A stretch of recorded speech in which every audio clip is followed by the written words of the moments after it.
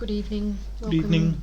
To the Doc Day Drinking Podcast, where it's a balmy 21 degrees inside because I've had the fire on for a bit, and 4.9 outside. I'm drinking sleep tea. I think you are as well. I have nothing to say. Nothing. Not really. Apart Tired. from I've been helping a friend with his cottage. So to get it finished, since I'm spending the rest of the week in Sydney. So You gave him light today. I gave him light. Woof. It was I'm sure he appreciated that. he's crazy. I'm not sure what he does and doesn't appreciate, but anyway, he's got light in his house, he's got power in his house now, and he's got a sink with a tap. So I mean, we're getting places. Good start. All right, all over to you, because I've got nothing to add, I don't think, apart from recap of bar on the weekend. Fairly high dickhead quotient. So had a fucking moron throw hand soap all around the bathroom. Of course, it's on the camera. You show it to him, and he goes, "Wasn't me." I'm going, You can see the mirror, because the camera's set up so, for the benefit of the listener, the camera's set up so if the bathroom door's open, you can see into the bathroom. So Not the toilet bit, but yeah, like the doorway. Just where you're washing your so we're not hands watching and those people sort of things. pee. No, so unless they leave the door open, and that does happen. Oh God, yes, blokes constantly leave the door and open. Women, and the women here, Tasmanian women, I've seen 3 or 4 of them all go into the toilet together. And our toilet cubicles are normal cubicles, except like one's slightly bigger. But one's a decent size, the other one's certainly normal. It's not for 3 or 4 people. They do it, all of them. It's weird. It's gross. Yeah, and they're not even, being fairly normal and in there doing rack. They're just... Or their hair or their makeup. Just talking while someone's on the loo in the corner. Yeah. I don't understand. Anyway, bless them, they're free spirits. Anyway. So you could see this guy walk in. You can see the mirror's fine, and you can see walk out, and there's soap everywhere. And it's just like, wasn't me. And I said, well, how about you and your fuckhead mates get the fuck out of my bar and never come in again? So this is a problem. So I am too aggressive like that, but the only other way I can do it is to sort of say, sir, your behaviour is unacceptable. I need to find somewhere in between those two things. And I didn't threaten him. I just said, you and your fuckhead mates need to piss off and never come back again. I'm not much better than you, except I just don't swear. Yeah. And then I go out in the hallway, and they're like, still going, wasn't me. And I go, it was. And again, young guy, big guy, massive jaw on him. Doesn't get told no very often, probably. And get out in the hallway, and he's going to go, pathetic loser. Yeah, well, and just at best odd, at worst a sociopath, from a slightly sociopathic, from just the, like, why? But that's the constant question. We have it all the time. I can tell you why. Well, let me finish, and then I'll be very interested in your why. It was just that, like, if I give him some shit or something, and then he goes and does it, that makes sense. Like, just, it doesn't make sense. They just do it because it's there. And that, to me, goes... And I know it's a trivial thing, but you straight away you just start thinking that's really bad, and you need to go somewhere and be spoken to or clapped in chains for a while. Like, that's not how society's meant to work. You're not meant to do that. Right. And your view? It's not trivial. Okay, well, at least we agree there. Okay, because I think it's a really big deal. Same. Okay. Vandalism. That's what it is. But pointless vandalism. But for absolutely no reason. Even a dickhead that leaves a tag on a wall is at least going, I was here. This was my name. Yeah, whatever. Yeah, no, it's just because he can't get a girl to suck his dick. You reckon? You're a loser. Incel? Just, I don't know. Well, not even that, just... yeah. Just, they're so pathetic that that's what they do to get some kind of reaction in their life. Well, he certainly got a reaction. So anyway, then we go out in the hallway. To get a buzz, to get a high. I guess so. They're so pathetic. And I'm walking out, and he's going, oh, you think you're tough. And I'm that saying, is what's the flow on. Tough enough, and there's 3 of you, and then they stop and they go, well, why don't we see how tough you are? And I go, 3 against 1, is that how we're doing it? And I said, well, there's all the cameras. To do with your time, clearly not. And then, Not and again, curing cancer, are you, mate? No. Shined him on slightly. I said, really? You want to box with that glass jaw? Why don't we go outside and see our glass? And I said, dude, remember, you fucked with me, and I'm asking you to leave. Now you think I need a smack in the mouth. Is that what you think? Entitled shit. Fuck you, fuck off. And the other's like, eh. You know, and it's just, anyway, so there's a bit of Your that. punishment is to be you. That, to remember that. yeah. Which Your I'm... life is so shit that you think that's okay. He'd had a few drinks. He wasn't on a pathetic pill. Because if he's on... excuse. If he had eyes like dinner plates, I can at least go. They never do. Yeah, I can at least go. Well, you know, I'm arguing with a drug. I'm not arguing with a person. We will stop talking about the bar because it just annoys me, and I wasn't even there. It's just a weekly recap. But I've had someone do that before, where they've taken the lid off the hand pump for soap and thrown it everywhere, and then thrown it in the toilet. We've had people flush the toilet rolls into the toilet to try and block the toilets and have it overflow. I had, just before you go on, I had a guy that I was talking to and drinking with. It was a guest of somebody else who had also done the wrong thing previously and come in to apologise and make amends. And while he's doing that, his mate went out there and did exactly the same thing, stuffed a toilet paper in there, and then came back and continued. Like nothing was wrong. Like nothing was wrong. Yeah. And then I saw it afterwards. And then, and I said to him, that was so egregious that if he comes into the bar again, I'm going to be physically... escorting him out. No, I'm going to feel physically threatened, and I'm going to call the police straight away. Because he's not right in the head. Because he's not even close to being right in the head. No. I know what I'd like to do and what would be fair for me to do and what would be normal to do, but I'll call the police. But yeah, we've had all sorts of people do that. And there's no provocation, there's no you're not having any more drinks, there's none of that. It's literally just their personality, and there's something wrong with them. It's like the old thing of, you know, the snake and the frog crossing the water, and then the snake bites the snake and the turtle, and the snake bites the turtle, and now we're both going to drown. Why did you do that? Because I'm a snake. Yeah, like there's something wrong with you. Yeah, like it's in their nature. But anyway, it's just so strange. But I have made one correlation. Correlation is not causation, but there's been one correlation on a couple of these guys that have done that. You know what they've been wearing?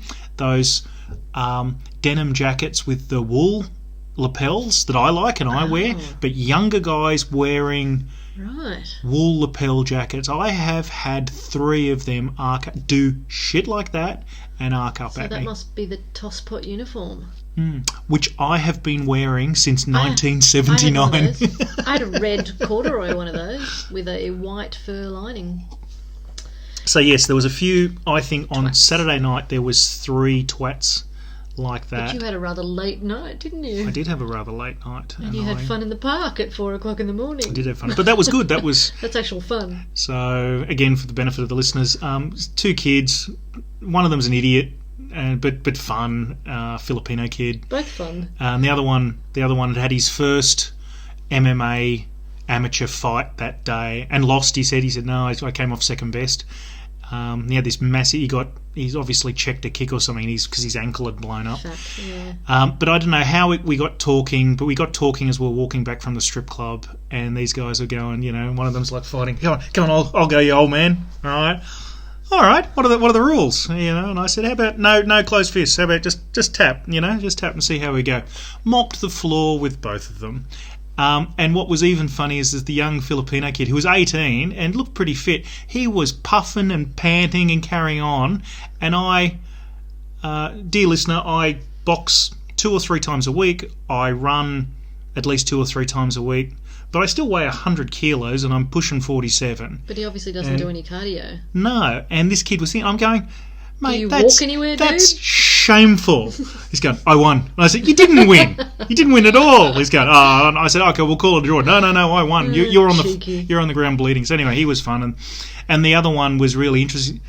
Goes, I bet you can't grapple. And I went, oh, bet I can. I said, it's pretty rusty though. You might be better. Anyway, so we had a bit of a grapple. He weighed, as we found out afterwards, because we watched his weigh-in. You found his weigh-in video. He only weighed like 64 kg. Class, yeah. And right now, then after a few drinks, I would have been 103. So, you know, me leaned on. So I'm basically in a suit wrestling with these 2 kids. and which on retrospect in the morning was dumb, because if the cops come along, and as I explained to Shiley, halfway through it was playing, because I had the Filipino kid in a headlock, or a half Nelson, I think, and this mole comes running across the room. Get off him! Again. And the boyfriend's going. Even the boyfriend realised they're just mucking around, like they're having fun. They're mucking around. They're fine. She's going, no, it's a big white guy attacking a black kid, and like one of those. God. But she had eyes like saucers. She was off her head. She was thinking, and he's pulling off, going, I'm really sorry, mate. And I said to this kid, and I don't think I'm outing, his name was Jackson. I said, Jackson. He went, like I let him go, and I went, Jackson. He said, what? I said, shake my hand, and he shook my hand. He's going, what for? I said, to prove that we're just having a bit of fun. Like no one got injured at all. It was just funny. I just think of that she was trying to kick at me. You showed me, was it funny. The Russian chick who just gets slapped into next Sunday? Every time I think that now, involving themselves into a manly fight. Why would you go anywhere near two blokes fighting? I would never do that. You'll end up dead. No. Nothing. And we weren't. Call and that's the the cops thing. if you've got a problem. That's all I do. And that's all I thought afterwards. It was like a bit dumb. Like I'm rolling around on the ground with these two kids, which I hope were alright. 64 kilo. But 18-year-old will slap me into next Tuesday. The 64 kilo 18-year-old who'd already been in a fight once today and was supposed to be trained up should have schooled me a little bit, but bless him, he really didn't. He must have just been starting. They chuck him in those little exhibition bouts pretty early on. You've got to learn how to do it first. Yeah. And again, I was surprised because they're going, oh, and I'm going, I'm hopeless these days. And my grappling is terrible. Like, it's 25 years old, my stuff. But anyway, it was good. But that was good. And they were good kids. And I said, come on, since you beat me, I'll buy you a pizza. And we went across to restores your faith in humanity a little bit. Yeah, there were some decent kids still. They were good. The twats that come in and throw the fucking soap around just make you want to just ban all of them. Yeah. But as I said to you, it is not based on age. It is based on class and breeding. Yes, it is. It is a class struggle. But anyway, so that was funny, and they were good kids. So shout out to young Tyson and Jackson. Better luck in your next fight, Tyson. I'm sure you'll do better. And next time you're up and in Launceston, make yourself known, and we'll go down to the gym first, and you can see me get my ass kicked. Yeah.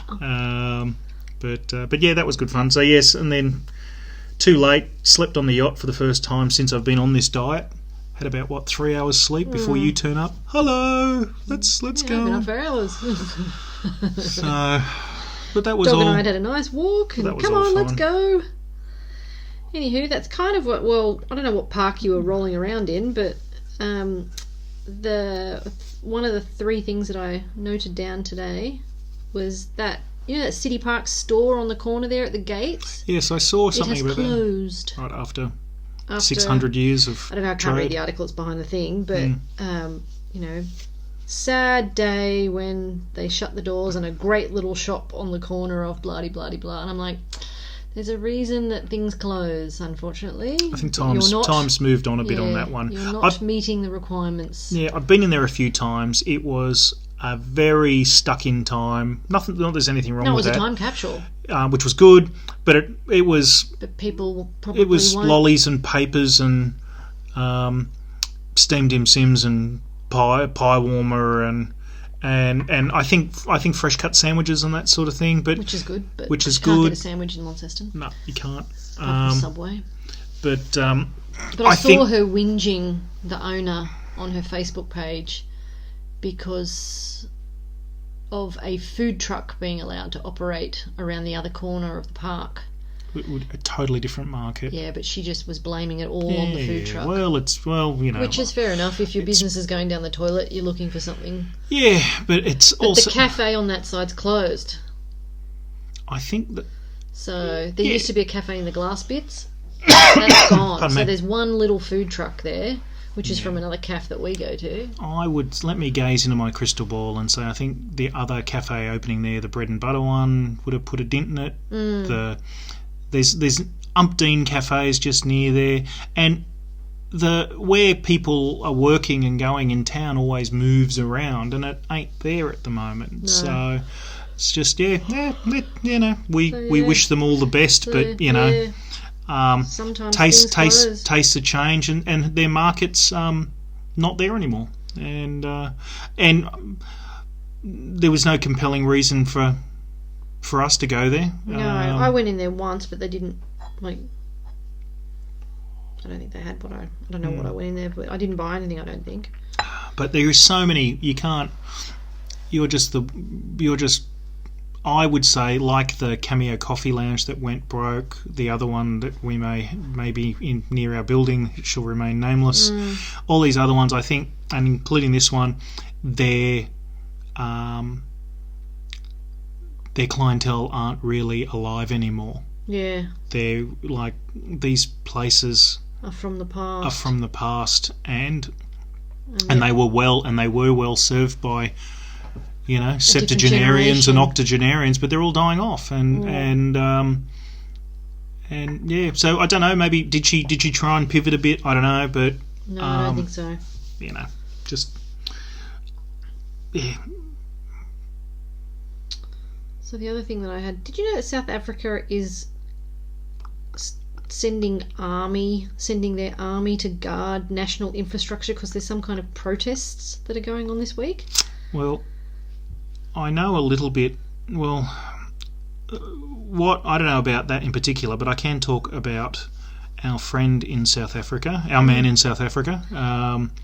So I heard he's on the BBC News Flash. Joburg. All I'll say before you talk about that one is I'll say that I know Leon's been experiencing protracted rolling blackouts that have been a big problem. And I said, "What's that about?" And this is, he says, "Well, the people running it are incompetent. All the hiring is all nepotism. It's all equity based and nepotism, and they're hiring all these people that just don't know how to run power stations. And now, because of all the, obviously all the, don't know if it's black versus white, but it's certainly competent versus incompetent." And he's saying that there's all these people there that are running this show that don't know how to run it, and it's breaking down all the time, and it's a really, really big problem, to the point that we had work to do, and he's saying, I haven't gotten to it yet because we haven't had power for days. Fucking hell. And he was asking me about solar panels and batteries and stuff. Jesus. So that's the only things that I know firsthand, and that's in Joburg. So South Africa brace for national shutdown called by radical opposition. Police call up reserves and reinforce security around government buildings ahead of planned protest. Right, so this is a different issue, but because the opposition, the economic freedom fighters, are trying to unseat the president, right, by getting everyone to protest and ruin things, I think. So putting security around buildings, key infrastructure ahead of a planned protest by the third biggest party. Right, okay. Well, that's interesting. Yeah, so I don't know much about that, but yeah. In an effort to avoid violence. I just heard that on the BBC and went, what the heck? Because I think they said like 100,000 troops have been stationed at key locations so that it basically doesn't ruin the country. I'm like, what are you doing? I was going to say, from what I've heard about with Leon over the years, is that, that just sounds like Tuesday. Yeah, true. Like, beautiful country, completely full of assholes and lunatics, and they got their warlords and corruption. And it hasn't really sorted itself out at any point, has it? No, not really. I used to work for a South African bank, and there's kind of two camps of people. There's the ones who stay and this is my country and I'm not leaving, and the ones who get the fuck out of there as soon as they can. And it's not like people I work with, it's family members are still there. It's not like a whole family goes. It's like whoever, like my old boss, her dad still lives there, and he's a rusted on, he's never leaving no matter what happens, and he's had some shit happen too. Oh, they all have. Yeah, they all have. Bad things have happened that won't leave. Right. I suppose it's difficult to leave, but no, I've never been to South Africa. No, I'd like to go. Not really go. going at the moment either. No, I think. We'll see. But again, we've got a guy that would happily take us and show us around and know where we're going. So, because again, I think you need a little bit of local intel there, or you'll end up. You'll get in trouble. Wrong place at the wrong time. Well, that's like the only other thing that has kind of been going on. I don't know how much have you seen it, is the Nazi, in inverted commas, protests that all got butthurt about. They're trying to kick that woman out of the Liberal Party just by the fact that she was in the same place as Nazis. This is the thing. So it was everyone's being tarred with the same brush. So it was, as I understand it, it was trans. There was a trans thing, and there was a women's protest. Yeah, so it was TERF women saying we, for those listening, trans exclusionary radical feminists. Me apparently. Yes, yeah. Me too. Yeah. So yes, women that believe that women's rights should be for women and not for blokes in dresses. And again, I don't know how much of it was particularly based on that, or how much of it was just a women's rights rally in general. And obviously all the trans activists turned up to have a yell at them, and then apparently a whole bunch of Nazis turned up. Blokes to yell at everyone. Black activists turned up to yell at everybody or somebody, or I don't know. And now everyone, if you don't stand for women, you stand with them, and all that sort of nonsense. Bullshit. And it's like, and they're running around going, we should pass laws to stop people doing Nazi salutes and all the rest of it. And it's just like, but the only thing I got out of it, my Nazi salute. Yeah. The only thing I got out of it was I was pleasantly surprised that Nazis could march, or people dressed like Nazis, or Nazi-like behaviour was able to be expressed. Visuals. Oh yeah, I don't know if they were certainly all in black, and a lot of them were masked up. Yeah, as normal. In COVID masks? No, as in balaclavas. Right. And they were all having a bit of a zig heil and all the rest of it. I don't know if there was actually, like Nazi standards and things going on. I'm not sure, because I think that's already illegal to do in Victoria. I think a swastika is illegal. Not sure. No.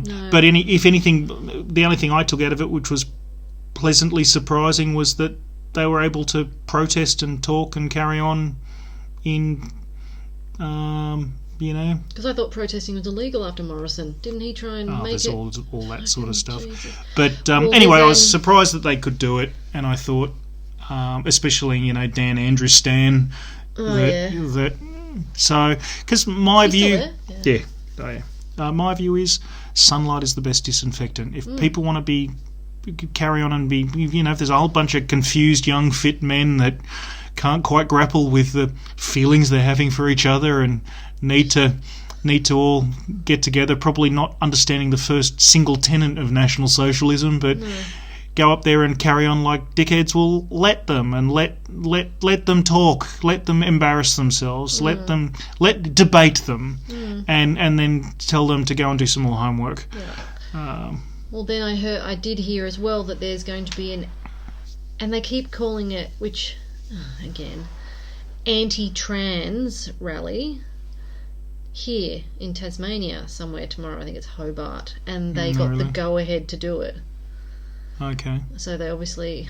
I wonder if my mates can be there. Someone, I don't know, who do you ask permission for a protest? The police, I suppose? I don't know. Oh, it is amusing, this Orwellian nightmare that we currently live in. But yes, you have to get a permit to protest. You need a permit for everything. So anyway, so it'll be interesting. But yeah, technically we'd need a permit to do this.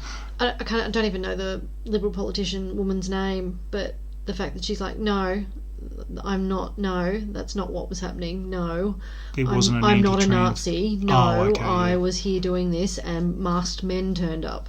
Yeah, like it's a witch hunt. You're trying to kick me out of the party, and that's not what was happening.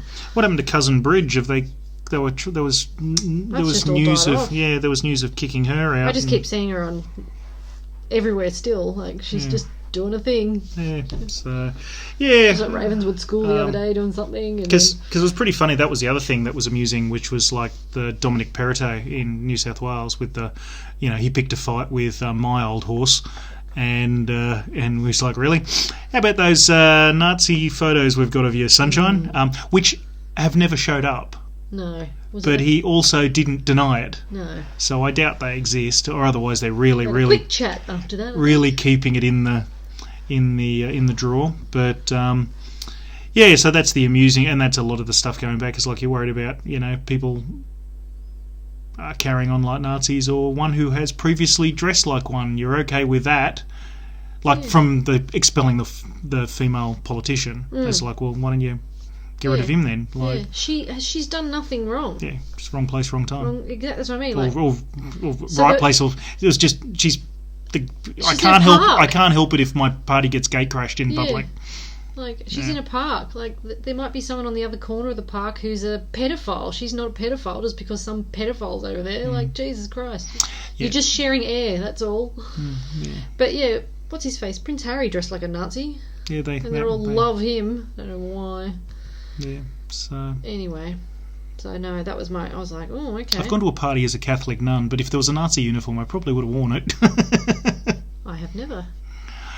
But, I don't think I've never dressed as a Nazi, and I've never been to a party where there has been someone in Nazi uniform. The closest I've come to any of that... It's just fancy dressing, that's what you pick? Yeah. God, alright. Well, that wouldn't be my first choice. I do like a well-cut suit. Excellent tailors. But no. Shout out to Hugo Boss. Sponsors of today's show. I remember the closest I've come. I remember a kid who shall definitely remain nameless, and I don't know whatever happened to it, but I remember a guy that I went to school with that certainly enjoyed drawing a lot of that sort of stuff, like in high school. And that was his thing. Smart guy, kind of, I don't know, maybe did the family have a bit of a, did Dad have some, third right dinnerware, or like was he a collector or something? Because I never saw any reason for an otherwise perfectly normal, perfectly sane, good-looking, well-adjusted kid to be drawing repeated images of the Luftwaffe. Oh no, he was drawing out he was right into it. I mean, there was tanks and... Was he German background or anything? I don't know. I didn't really get into it. He certainly didn't speak it. It's like the people always get their knickers in a knot here when there's an auction of something. Yeah, I think it's still... I'm not sure if it's legal or not still, but... it's a creepy... It's a creepy collection, but then again, so's the people that collect light bulbs, Like, I don't think... Children's shoes. There's people... I think if you're... it's part of a historical collection. Yeah, if you're a broad collection of militaria, then that's fine. Just like and if you're a serious collector, and sure, fill your boots. But I mean, if you're like only collecting, that might be a little more okay. But again, it's your hobby. If it's your hobby and if you're not hurting anyone else, and you're certainly triggering a whole heap of people, but keep it to yourself. Have a special room downstairs where you just put it all in there. Still a bit of a worry when you go down into here's my Nazi dungeon. But I don't know. We live in strange times, and I just wish there could be a little bit of nuance in the thinking. But again, if somebody's a 20th century historian and all the rest of it, well, kind of a big bit of it. There's all sorts of stuff that people don't like that other people do. Well, people don't like people collecting militaria in general. Like, and again, there's a pretty fine line between somebody that's obsessively collecting spoons. Oh no, I mean obsessively collecting like Allied World War II stuff, Australian and American stuff, and well, it wouldn't kill you to have a couple of Mausers and a Gant or two in your collection, which were the German rifles. Yeah. But having a whole heap of I don't care if you're collecting stuff. Hitler Youth daggers might be a bit creepy, but I mean, I had an old 303, and I mean, it would have no, not actively, but it was ex army, and it would have shot at people, ironically. You've got to have Nazis. a firearms license to collect that stuff anyway, right? To own memorabilia. These days, yes. Operational stuff, absolutely. There was a lot of stuff where if they destroyed it to the point that it was utterly inoperable, it was purely for show, then you didn't. But I mean, there's not many. But there's not many places. Like you fill the barrel up with zinc and all the rest of it. There's not many things left these days where that wouldn't be anything other than cultural vandalism. It's like, get the license, keep it in working order. Look after it, because otherwise you're basically destroying something. But that being said, there's zillions of them about, and they made millions of, especially of the, maybe not here, but there's a lot here, all the stuff that came back. Oh yeah. So back into really expensive now. Yeah, and just just after the war had finished, they had all this shit, and it's like, what are we going to do with this? So they converted them to sporting rifles and things like that. That was common. Like they made them a little less. Took the swastikas off them. Yeah, there's still a bit of it getting around though. But yeah, I've seen that stuff with that ground off, and I've seen that stuff with it ain't ground off. So plenty of it around. And you're right about souvenirs. Yep. Interesting. So, moving right along. What else you got? This is funny. So, and I've never heard them called this before, netizens, which is people on the internet. Yes, everybody, yes. There was a dog that got flown from Hong Kong in business class because its owner can and affords it. Fine. And they've all kicked up a stink because there's a photo of a dog in a business class bed tucked in underneath the sheets with a pillow and everything, this little spaniel thing. Who obviously in a style that they've grown accustomed to, so it knew to its bedtime and all. Yes, and I'll lie down. Our dog uses a pillow. Yeah. But Japanese owner? Maybe. But yeah, it was just funny the amount of people. And again, they go straight for the what am I looking for? Like, there's children starving in the world and you've spent thousands of dollars on a business class flight for your dog, and it's like, yeah, because she fucking can. And fuck off. And is the rest of her time spent feeding the starving in Africa? Yeah. Well, that was the other thing. Well, there you go. So there you go. Okay. There's a picture of him. Hong Kong dogs, right? Yeah, it's some bawling Chinese guy. Fifi, the miniature long-haired dachshund, has become an internet sensation. Kind of looks like a golden retriever. Has become an internet sensation after she was taking a business class flight. So the flight was in China, from Hong Kong to Istanbul. Oh, okay. And the dog's owner, Helen Rosalie, said Fifi was calm and collected throughout the 11-hour journey. Good evening. Ms. Rosalie, a Briton. Oh, really? Okay. Yep. So she's going, well, obviously working in Hong Kong and getting very well paid to do it. Adopted Fifi when the dog was 1 year old.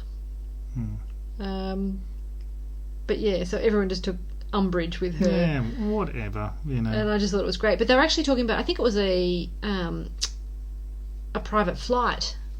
So they actually went into the pros and cons of getting your own charter flight because it's actually cheaper now. Well, so, if you've got a few people going. Yeah, they were saying if you divide it by how many people. Yeah.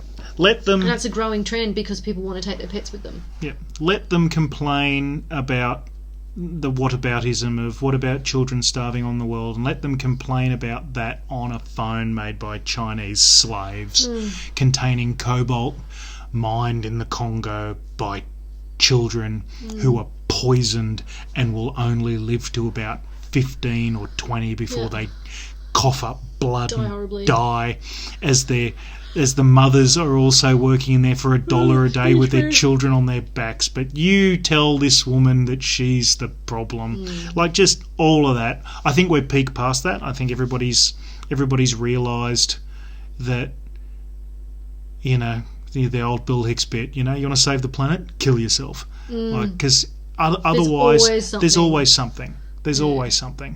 So my thing again, haven't you got something better to do with your time? And answer to that is no. And mind your own business. Yeah.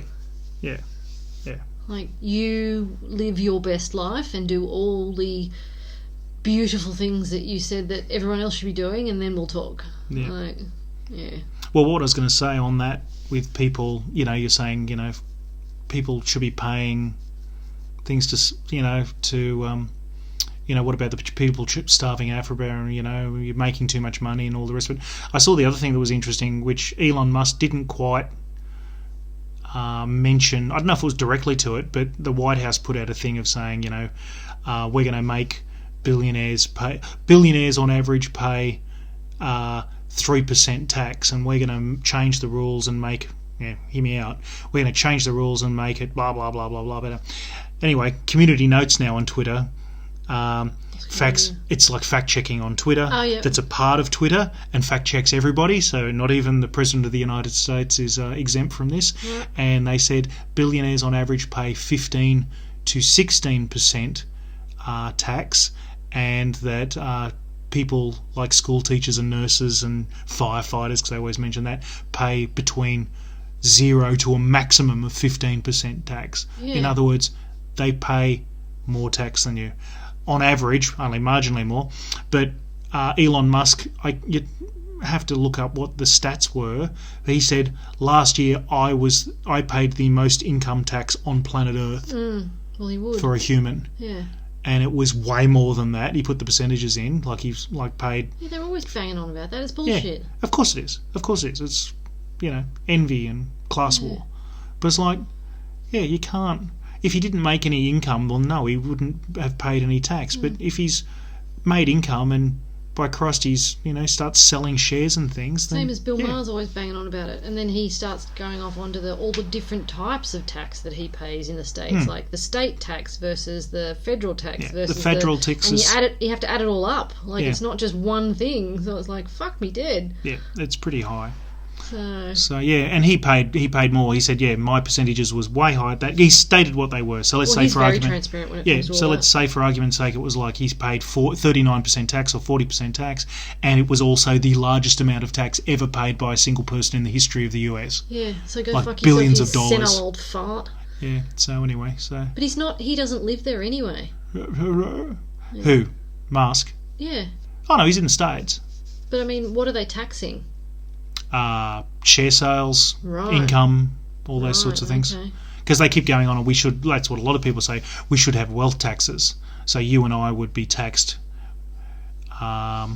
based on just sitting here going, because we're wealthy, we have to be taxed, which just makes you have to sell things to pay your taxes. And that's how taxes used to work way back in... But where is the incentive for people to do better? There isn't. There is incentive then for people to become tax exiles and move to other parts of the planet. Just Kerry Packer it. Like, yes, of course I'm going to minimise tax. Like, of course, everyone does. And there are plenty of wealth tax, like there's consumption taxes, and the wealth taxes the big wealth tax in Australia is land tax and rates. They're wealth taxes. Yeah.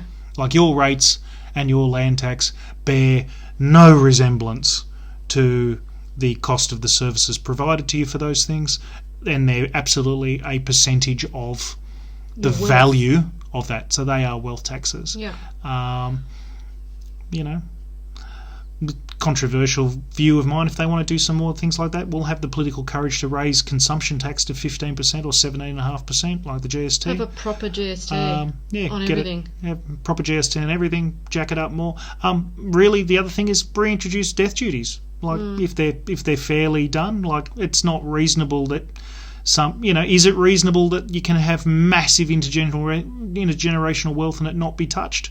Maybe yes, maybe no. But spoken as somebody that's wealthy and without kids, I don't really have any skin in that game. But at the end of it, it's got to be like if it's reasonable that I don't think that's particularly unreasonable. I think they do that anyway.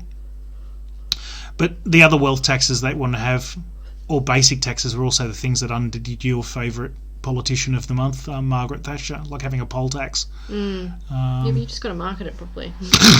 Just got to call it the right thing. Even the dumb poor people will start to vote for things they already have. Yeah. The poor people never vote for their best interests. I don't think. No, that's how the Liberal Party manages to get up. Ridiculous. It's wonderful. That's the aspirational voter, which is a wonderful piece of marketing. They literally vote to take money out of their own pocket and put it in people like you and I. Because, yes, but people like you work for people like them and manage to do it. I still think the best one I can remember, and we will wrap this up soon because I've got to get ready for Sydney and go to sleep. But I remember once... it was during the Howard years when there was some kerfuffle about private school funding. I knew you were going to say that. Yeah. And they basically said, but this allows you to aspire to be able to afford this, and they won't be able to afford it unless it's subsidised and all the rest of it. And everyone went, oh yes, that's complete. I'd like my It's child to go still there. today. And it's just like, well, for one thing, no. I had this conversation Like, with a couple of people. Excuse me, I'm yawning. Because I didn't go to any private schools or anything like that. and it's funded to more than the public school system, and they all... Oh, yeah, they just give it money, the private schools. Yeah, here, have some more money. Have 2 Olympic swimming pools. Have knock down the auditorium with your grand pianos and build another one. But the educational outcomes aren't there in private No, of course schools. not. The schooling is not better. It's just the networking. Well, that's where it'd be... And I had this discussion a couple of times with multiple people that I used to work with in financial services, and that's the only reason they send their kids there. And that's why they said... So it would be interesting, again, sociology students take note, it would be interesting to actually do a long-term study and look at how whether or not there is an advantage to... Like, is the network still there? Does it produce advantage? And or is it just the difference between being able to say you went to a good school or not? Like, it depends where you are, because you and I both know in Sydney. Well, you say Melbourne, they ask you what your AFL team is. In Sydney, they ask you what school you went to. Yeah. So it depends, I think, where you live. And it hasn't happened to me so much since I finished my doctorate, but it has happened once or twice, and I said, I have a PhD. I don't think it matters where I went to fucking primary school. High school usually. And then uni as well, a little bit, but less so. But then it's, again, being from the Shire, there's also the where did you live and where did you grow up? Oh, you're from the Shire. You got your passport. Yeah, it's harder. It's harder for me. It depends on who I answer, because usually I say I'm from Sydney, and when they ask where, I say Sans Souci originally, which you and I know that means almost nothing for my experience. But the reason why I do that is because if I say Bargo, one, they don't know where it is, yeah. And 2, I spent so much time, even when I didn't live in Sydney, I spent so much time working there and travelling in those circles that yes, I am from Sydney. Like that's where, I spent most of my working life. Oh, it is all now. Sprawling. But yeah, and they say, and where'd you move? I said, before I moved down here, I was in Picton. Anywho. Yeah. So anyway, I'm starting to yawn properly now. Yes, that is it. So good evening. Off you go, my children. Watch out for wolves. Check on my